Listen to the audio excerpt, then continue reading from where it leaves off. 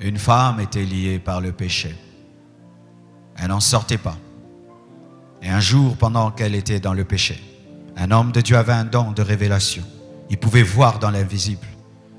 Et il va voir, à côté de cette femme, une grenouille, grande, très sale, visqueuse, hideuse, qui était avec elle. Et elle pensait qu'elle marchait toute seule. Elle pensait qu'elle faisait ce qu'elle voulait. Mais elle ne savait pas qu'il y avait un esprit comme une grenouille qui l'accompagnait.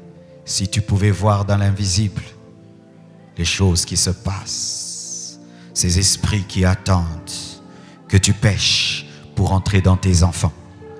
Ces esprits qui attendent que tu pêches pour entrer en toi. Si tu pouvais voir dans l'invisible des flèches qui attendent que tu ouvres la porte. Si tu pouvais voir dans l'invisible les anges qui te disent ne fais pas, ne fais pas, ne fais pas. Si tu pouvais voir dans l'invisible comment tu avais 100 anges à ta disposition et plus tu pêches, les anges se retirent, se retirent et se retirent et se retirent et se retirent de toi. Et tu n'en as plus qu'un qui est là, qui veille pour que tu ne meurs pas, qui veille pour que le diable ne te tue pas.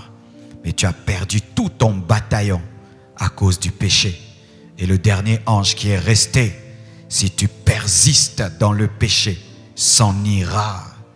Lorsque Saoul péchait, il ne pouvait voir qu'un esprit attendait entrer en lui. Il ne pouvait voir que l'onction se retirait de lui. Et Dieu était en train de choisir un autre homme pour le remplacer. Si tu pouvais voir.